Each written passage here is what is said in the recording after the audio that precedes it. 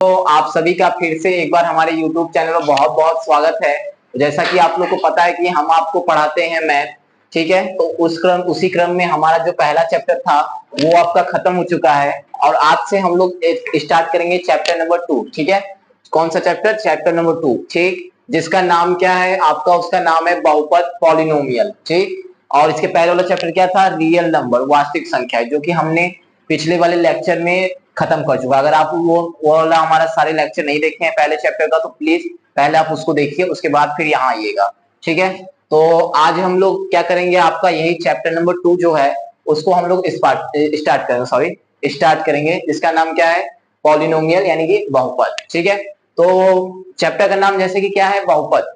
तो बहुपद को समझने से पहले हमको कुछ और भी कुछ टर्म समझने होंगे।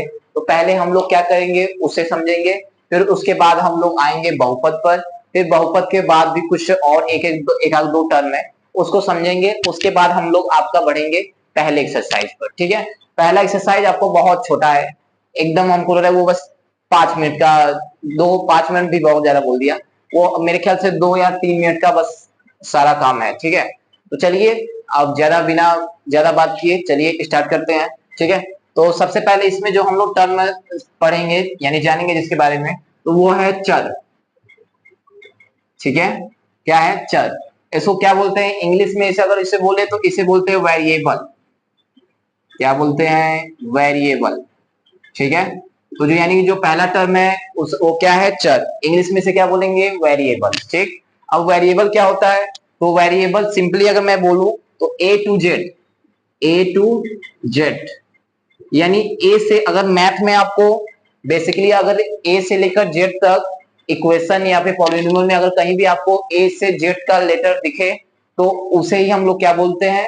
चर बोलते हैं, ठीक है। जैसे एक एग्जांपल ले रहा हूं, जैसे मान लीजिए एक इक्वेशन, मान लीजिए ऐसे ही कुछ ले लिया, कोई एक्सप्रेशन इज इक्वल टू 0, ठीक है। अगर मैं एक ऐसे इक्वेशन ले लिया तो इसमें ये जो x और y है इसे हम लोग क्या बोलेंगे? यहाँ पे एक्स वाई तो है, ठीक है, बट यहाँ पे मैथ में हम लोग इसको क्या बोलेंगे कि एक्स वाई क्या है? तो एक्स वाई क्या है उसको क्या बोलेंगे हम लोग? चर, यानी कि वेरिएबल, ठीक है। तो इसे हम लोग बोलेंगे वेरिएबल। तो चर समझ में आया। नेक्स्ट देखते हैं, तो नेक्स्ट जो आपका आता है वो क्या है? अचर, ठीक। इंग्लिश में से क्या बोलते हैं? इंग्लिश में इसे क्या बोलते हैं? तो इसे बोलते हैं इंग्लिश में कांस्टेंट, ठीक है। इंग्लिश में से क्या बोलते हैं? कांस्टेंट। अच्छा, चर का थोड़ा मतलब समझ लीजिए, ये तो आप समझ गए कि पहचानेंगे कैसे, और चर का मतलब क्या होता है पहले इसको थोड़ा ये। चर का मतलब सिंपल सा मतलब ये कि चर नाम इसका इसलिए रखा गया या फिर वेरिएबल इसका इसलिए नाम रखा गया है क्योंकि इसका जो वैल्यू होता है, चाहे जहां भी, जैसे इक्वेशन में या फिर कहीं पे, इसका वो जो वैल्यू होता है वो चेंज होता रहता है, वेरी होता रहता है, इसीलिए इसका नाम क्या रखा गया है? इसका नाम रखा गया है वेरिएबल या फिर बोले तो चर। जैसे कि आप लोग ने जैसे जो वो आपका जो वर्ड वाला क्वेश्चन होता है, जैसे जिसमें थ्योरेटिकल, जैसे राम की आयु इतना है तो इसका इतना आयु, तो आप ऐसे ऐसे क्वेश्चन करते हो तो उसमें आप एक्स और वाई का वैल्यू फाइंड करते हैं। तो उसमें आप देखते होंगे कि किसी एक में जब आप एक्स का वैल्यू मानते थे तो उसमें किसी एक में एक्स का वैल्यू कुछ और आंसर आता था, फिर जब आप नेक्स्ट वाला क्वेश्चन लगाते थे तो उसमें आपका क्या आता था? कुछ और आंसर आता था, ठीक है। यानी एक तरह से ये जो एक्स वाई का वैल्यू है ये वेरी करता रहता है अलग अलग क्वेश्चन के लिए, इसीलिए इसका नाम जो एबीसीडी का लेटर है A to Z, इसका नाम क्या रखा गया है? मतलब वेरिएबल, यानी वेरी करता है, इसलिए चर। चर यानी चलता रहता है, बदलता रहता है, ठीक है। तो समझ में आया कि वेरिएबल क्यों इसका नाम क्या होता है और क्यों रखा गया, ठीक। चलिए अचर। अचर नाम से पता चला, अचर यानी ये चलेगा नहीं, ये बदलेगा नहीं, इसमें वैल्यू, इसमें जो चीज रहेगा वो वैसा रहेगा, यानी कांस्टेंट रहेगा, नियत रहेगा, ठीक है। तो इसमें जैसे देखिए, तो कांस्टेंट क्या होता है? सिंपल सा, मैथ में आप जितने भी नंबर सब देखते हैं वो सारे को हम लोग क्या बोलते हैं? कांस्टेंट बोलते हैं, ठीक है। जैसे कोई भी नंबर जो माइनस में प्लस में जो भी कुछ आप ले ले, ठीक है, जैसे 1 2 3, ठीक, -1 -2 -3, कोई भी ले लें, 1000 2000 कुछ भी ले लें, यानी सिंपल सा जो नंबर सारे होते हैं उन नंबर्स को हम लोग क्या बोलते हैं? तो उन नंबर्स को हम लोग क्या बोलते हैं? अचर बोलते हैं, यानी कांस्टेंट, क्योंकि इनका वैल्यू क्या चेंज होगा कभी। जैसे मान लीजिए किसी क्वेश्चन में आपका मान लीजिए 3 दिख रहा है, तो फिर उसी के बाद नेक्स्ट क्वेश्चन में भी आपको 3 दिख रहा है, तो क्या वहां पर आप 3 की जगह उसको 6 बोलेंगे? वहां 6 तो बोलेंगे नहीं, वहां भी तो 3 का वैल्यू 3 ही रहेगा, ठीक है। तो वहां भी आपका वैल्यू क्या रहेगा? 3 के जगह पर 3 रहेगा। तो चर अचर समझ में आया क्या होता है? चर यानी इसका वैल्यू क्या हो, मतलब बदलता रहे, ठीक है। एबीसीडी का पहचान क्या है? एबीसीडी का लेटर जो होगा वो होता है चर। और कॉन्स्टेंट क्या होता है? कॉन्स्टेंट यानी क्या होता है आपका? ये होता है आपका नंबर्स, ठीक है, सारे नंबर्स, ठीक। तो चर अचर आपको समझ में आया, ठीक। तो चलिए अब हम लोग ऐसा कि अब चर अचर तो हो ही गया, तो अब हम लोग समझते हैं बहुपद क्या होता है। अब जो हमारा चैप्टर का नाम है तो उसको अब हम लोग समझते हैं कि आखिर में बहुपद क्या होता है। बहुपद, ठीक है, चर अचर याद रखिएगा। तो बहुपद देखिए क्या होता है, इसको समझते हैं। तो जैसा कि आपको नाम से पता चल रहा है, अच्छा इसका इंग्लिश वर्ड क्या है? इसको बोलते हैं पॉलिनोमियल, ठीक है। बहुपद यानी इसको दो वर्ड से मिलकर बना है, क्या क्या बोलेंगे? बहु और ये पद, ठीक है। और इसको भी अगर चाहें तो आप दो वर्ड में कर सकते हैं, इंग्लिश वाले वे में भी, इसको पॉलिनोमियल, ठीक है। अब यहाँ पे देखिए, यहाँ बहु का मतलब क्या? बहु का मतलब आप लोग वो वाली बहु मत समझ लीजिएगा, ठीक है। बहु का मतलब यहाँ पे क्या है, यानी बहुत सारे। और पद का मतलब पद आप जान रहे हैं। और इंग्लिश में बोले तो पॉली का मतलब होता है बहुत सारे, ठीक है। और सॉरी यहाँ पे नोमियल, और नोमियल का मतलब होता है कि सारे, बहुत सारे, यानी कि ऐसे एक्सप्रेशन या व्यंजक जिसमें बहुत सारे पद आपको दिखे, उसे ही हम लोग क्या बोलते हैं? बहुपद। फिर से एक बार, ऐसे व्यंजक या एक्सप्रेशन जिसमें बहुत सारे क्या दिखे आपको? टर्म्स, पद दिखे, तो उस व्यंजक या एक्सप्रेशन को ही हम लोग क्या बोलते हैं? बहुपद, ठीक है। मुझे उम्मीद है बहुपद में ज्यादा बहुत कुछ आपको इसमें समझने की ये बहुपद ज्यादा जरूरत है नहीं।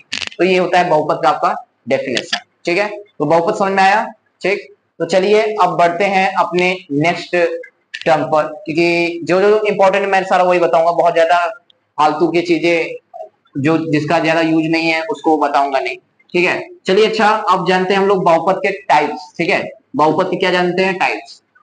इसको अगर मैं अब तो यहाँ इरेज कर दिया, लेकिन अगर आपको इसका स्क्रीनशॉट लेना, आप एक बार पीछे वीडियो कर जाकर रोक कर आप लोग ले लीजिएगा, ठीक है। चलिए देखिए इधर, तो अब हम लोग जानेंगे बहुपद के प्रकार, यानी टाइप्स ऑफ पॉलिनोमियल्स, बहुपद के प्रकार।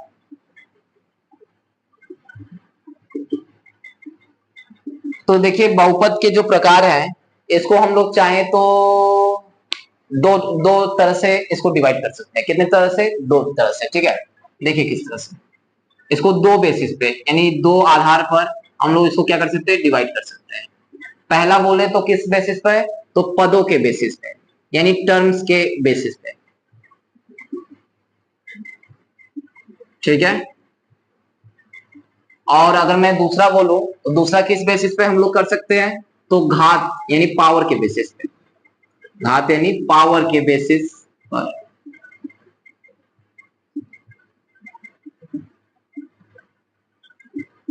ठीक है। यानी कि बहुपद को हम लोग बोले तो कितने प्रकार में, मतलब कितने प्रकार से डिवाइड कर सकते हैं? तो दो बेसिस पे। कौन कौन से? पहला किस बेसिस पे? पदों के आधार, यानी टर्म के बेसिस पे। और दूसरा किस बेसिस पे? घात के आधार पर, ठीक है। अब देखिए पदों के आधार पर इसको कितने टाइप में बांट सकते हैं?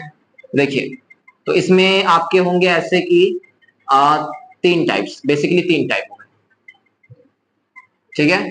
पहला क्या, पहले को क्या बोलेंगे? एक पदी, जो पहला इसका बेसिस होगा पदों के आधार पर, वो पहला एक पदी।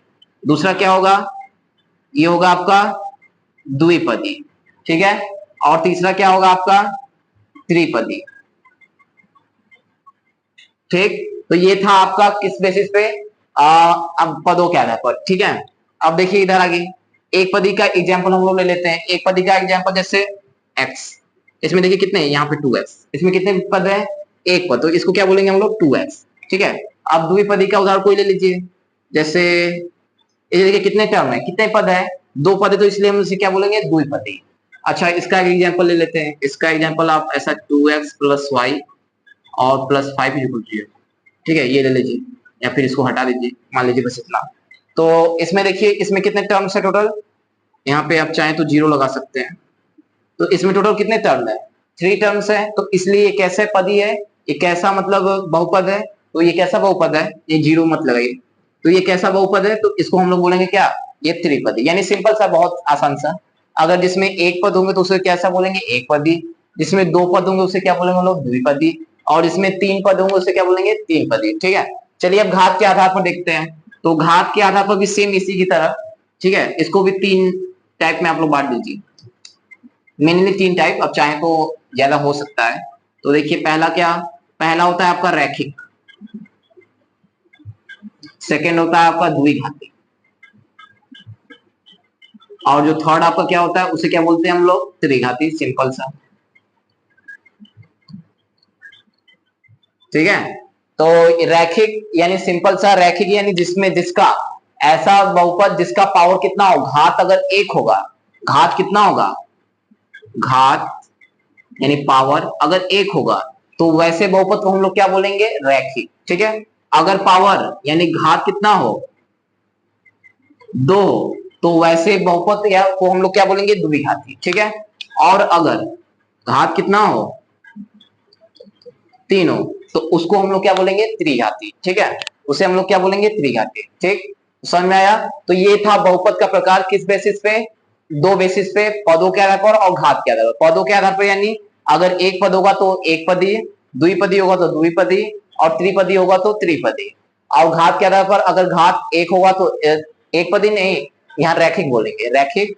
और अगर कैसा होगा, घात दो होगा तो द्विघाती, और ये होगा तो त्रिघाती। ठीक है, यहाँ पे आपको शायद अगर मान लीजिए दिख नहीं रहा होगा तो घात वन का मैं एग्जांपल ले रहा हूँ। ठीक है, जैसे घात वन का ऐसे मान लीजिए, जैसे मान लीजिए x प्लस वाई, इसमें देखिए इसमें पावर क्या है, वेरिएबल का पावर देखते हैं, कांस्टेंट का पावर नहीं। वेरिएबल का पावर यहाँ कुछ नहीं तो वन, वन। तो ये कैसा इक्वेशन हम लोग कैसा बोलेंगे इसको, ये रैखिक है यानी लीनियर। ठीक है, अब यहाँ पे यानी कैसा पॉलिनोमियल, लीनियर। अच्छा, द्विघाती का एग्जांपल ले रहे हैं, सिक्स मान लीजिए। यहाँ देखिए, यहाँ मैक्सिमम पावर है, यहाँ एक हो जाएगा, ये वेरिएबल का कुछ नहीं होता है, इसको जीरो मान लेते हैं। ठीक है, इसको नहीं देखते हैं, आई मीन सॉरी, कांस्टेंट का नहीं देखते हैं, ओनली किसका देखते हैं, पावर, वेरिएबल का। तो देखिए ये है वेरिएबल, ये है, तो इसमें सबसे मैक्सिमम क्या है, इसका वन है और इसका टू, तो इस बहुपद का घात कितना कहलाएगा, दो। तो यानी ये इक्वेशन है जो कैसा है, द्विघाती। ठीक है, त्रिघाती का कोई एग्जांपल ले लीजिए, 3x³ प्लस 5x² और प्लस आपका हो जाएगा ऐसा कि 6x माइनस 5। तो इसमें देखिए इसका पावर वन, इसका तो लेंगे नहीं बिकॉज ये क्या है, कांस्टेंट। तो इसमें मैक्सिमम पावर क्या है, इस जो भी आपका पॉलिनोमियल है, बहुपद जो भी क्वेश्चन है, तो इसका मैक्सिमम क्या है, तीन। तो ये किसका है, इसलिए एग्जांपल हो गया आपका त्रिघाती का। ठीक है, तो आपको समझ में आया बहुपद के प्रकार का, आप इसका स्क्रीनशॉट चाहे तो ले लें। ठीक है, तो उम्मीद है कि आप लोग इसका स्क्रीनशॉट ले लिए होंगे। चलिए तो अब इसको एज कर देते हैं, और अब हम लोग आते हैं अब एक जो कि इंपॉर्टेंट, जो कि आपके एक्सरसाइज में जिसका मेन रोल है, उस वर्ड को समझते हैं जिसका नाम क्या है, शून्य। ठीक है, तो पहले इसको एज कर लेते हैं, उसके बाद जानते हैं कि क्या होता है शून्य। उसके बाद फिर आपका 2 मिनट में आपका पहला, दो नहीं तो कम से कम 5 मिनट में पहला एक्सरसाइज आपका खत्म हो जाएगा, अगर आप समझ शून्य को समझ लिए तो। ठीक है, चलिए एडिट करते हैं। तो देखिए शून्य बहुत ही छोटा सा सिंपल सा बात है। देखिए शून्य क्या होता है, शून्य, ठीक है, यानी इसको क्या बोलते हैं, जीरो। ठीक है, जीरो, शून्य। ठीक है, तो देखिए शून्य क्या होता है, नाम से ही पता चल रहा है, जैसा नाम वैसा ही क्या काम होगा। ठीक है, तो देखते हैं क्या होता है शून्य। तो क्या लग रहा है, शून्य का मतलब सिंपल सा, पहले कोई एग्जांपल लेते हैं। जैसे मान लीजिए कि 2x² और आपका ये हो जाएगा, और ये हो जाएगा आपका 2x यहाँ ले लीजिए। ठीक है, और यहाँ क्या ले लीजिए, -8, ये हो जाएगा 8, और ये हो जाएगा आपका कितना, 2 2 जा 4 हो जाएगा, और ये हो जाएगा आपका 2 का स्क्वायर कितना होता है, 4, 4 2 जा 8। अपने से मतलब एग्जांपल ले रहा हूँ आपको समझाने के लिए।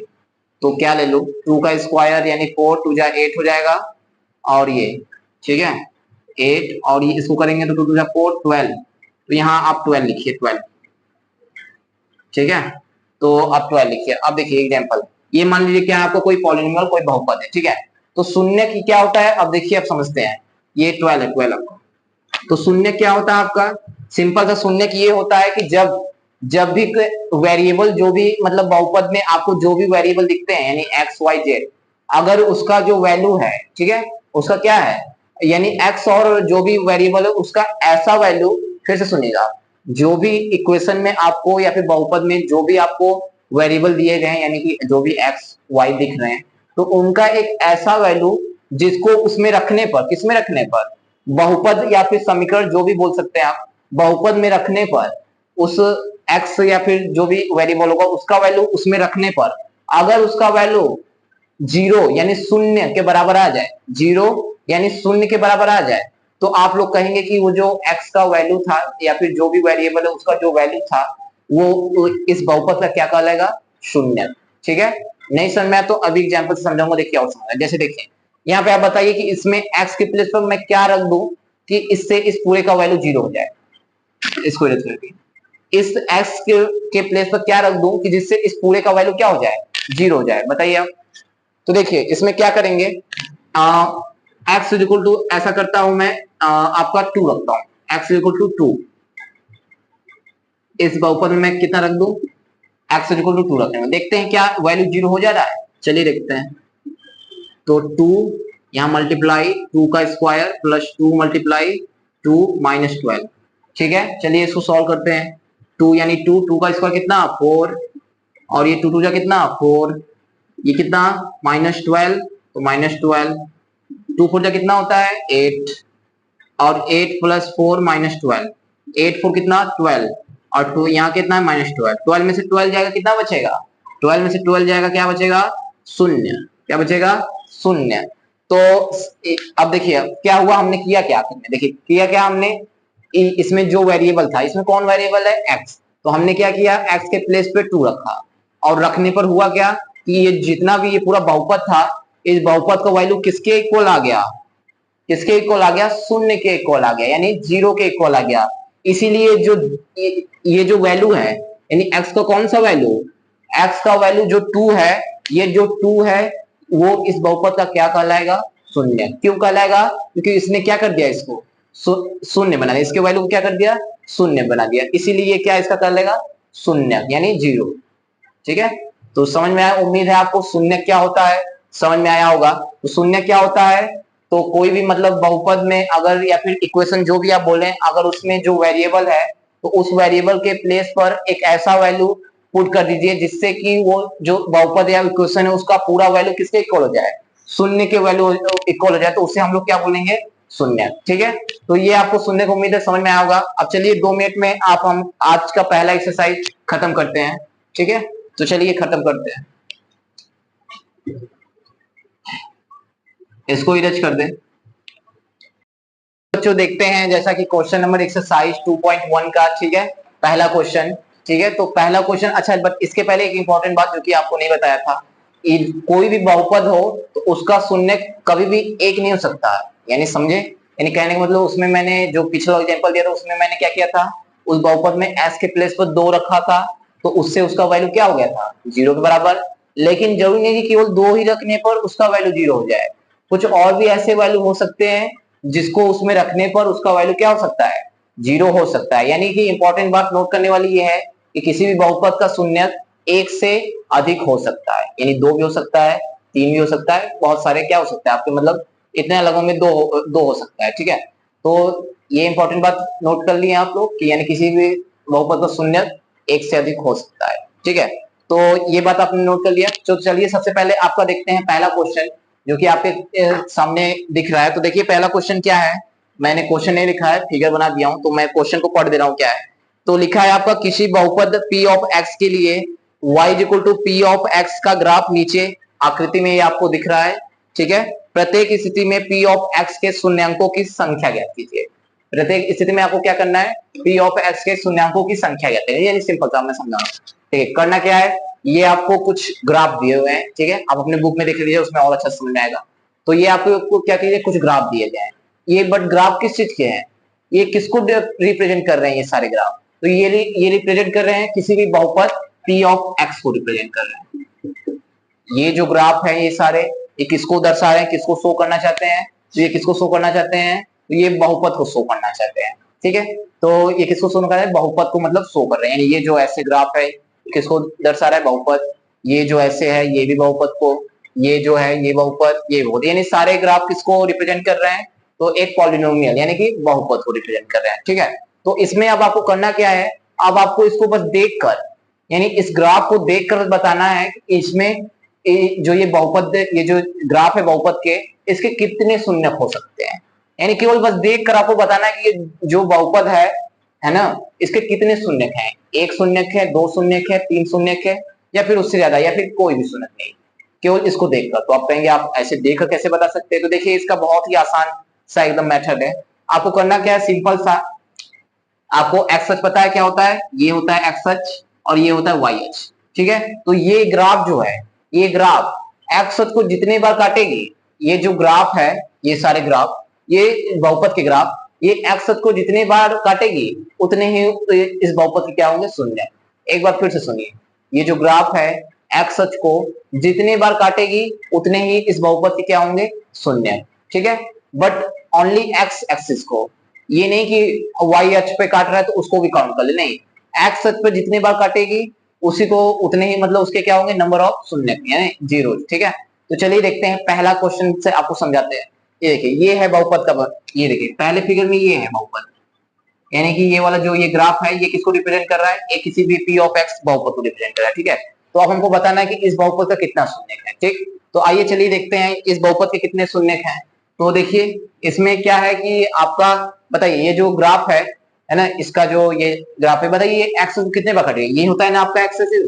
तो इसमें देखिए क्या यहाँ काट रही है, यहाँ कहीं कहीं भी काट रही है, तो यहाँ कहीं भी काट ही नहीं रही है, तो यानी कि एक्स को काट ही नहीं रही है। आप कहेंगे वाई अक्ष को तो काट रही है, तो बट मैंने अभी क्या बताया, वाई अक्ष को नहीं देखना है, वाई एक्सिस पे नहीं देखना है कि काट रही है कि नहीं काट रही है, हमको कहाँ देखना है, एक्स एक्सिस पे। एक्स एक्सिस पे जितने बार काटेगी उतने शून्य होंगे। तो यहाँ पे तो आप बोलेंगे एक्स एक्सिस को काट ही नहीं रही है, तो इसका क्या मतलब, तो सिंपल सा इसका मतलब कि इसका कोई भी शून्य नहीं है, तो यानी इसका आंसर क्या हो जाएगा, आंसर इसका क्या हो जाएगा, जीरो शून्य,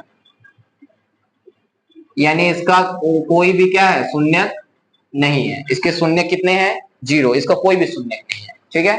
ऐसे ही नेक्स्ट वाले क्वेश्चन में देखते हैं, सिंपल सा। अब इसमें देखते हैं एक्स को, ये है आपका, ये पी ऑफ एक्स को कौन रिप्रेजेंट कर रहा है, ये आपका, ये जो ऐसे टेढ़ा सा गया है, ये किसको, किसी भी बहुपद पी ऑफ एक्स को रिप्रेजेंट कर रहा है।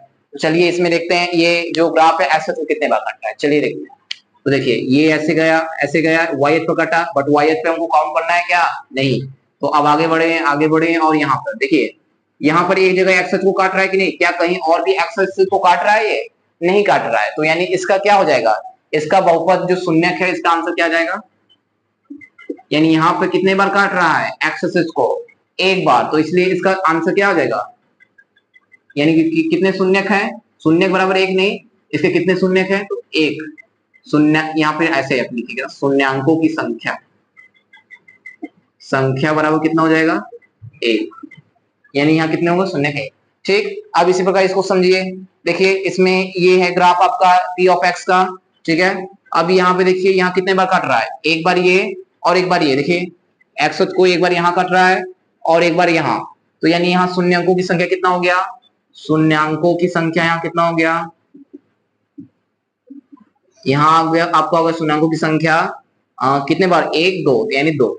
यहाँ पे चलिए ऐसे ही देख लीजिए, यहाँ पे देखिए एक बार एक्स पे है, यहाँ दो, यहाँ गिनेंगे क्या, नहीं, ये वाई एक्सिस है, इसको नहीं, यहाँ थ्री, यहाँ फोर, ठीक। तो यानी यहाँ शून्यांकों की संख्या कितनी हो गई इस क्वेश्चन के लिए, ये आपका कितना हो जाएगा, शून्यांकों की संख्या बराबर फोर, ठीक। तो कितना हो जाएगा शून्यांकों की संख्या, फोर। तो ये हो गया आपका, आपको अच्छा अगर दिख नहीं रहा होगा तो मुझे लग रहा है कि आपको दिख नहीं रहा होगा, थोड़ा सा हल्का से इसको ऊपर लिख दे रहा है, ठीक है। तो यहाँ शून्यांकों की संख्या कितना हो जाएगा, यहाँ लिख दे रहा हूँ, यहाँ लिख दे रहा हूँ, शून्यांकों की संख्या बराबर कितना, फोर, ठीक है। तो उम्मीद है बच्चों आपको ये समझ में आ गया। इसमें अगर दो क्वेश्चन और है वो आप अपने कर लीजिएगा। सिंपल से बताना आपको क्या है, जितने बार एक्स को, एक बार फिर से मैं बता दे रहा हूँ लास्ट बार, शून्यक जो है मतलब जितने बार बहुपद जो है, मतलब जो भी बहुपद है उसका ग्राफ एक्स को जितने बार काटेगा उतने ही क्या होंगे, आपके शून्यक होंगे। अगर एक्स को दो बार काटेगा तो दो, एक बार भी नहीं कटेगा तो एक भी शून्यक नहीं, तीन बार काटेगा तो तीन बार, बट एक्स एक्सिस को, ये नहीं कि वाई एक्सिस वाले काउंट, नहीं, ऐसा नहीं, ठीक है। तो उम्मीद है आपको ये समझ में आया होगा, ठीक। तो मिलते हैं आपको नेक्स्ट लेक्चर में। तब तक के लिए आप हमारे जो ऐसे ही लेक्चर को, हमारे सारे वीडियो और चैनल को, सभी सर को सपोर्ट करते रहिए। और ये वीडियो आप अपने दोस्तों को प्लीज ज्यादा से ज्यादा शेयर करिए। ठीक है, धन्यवाद।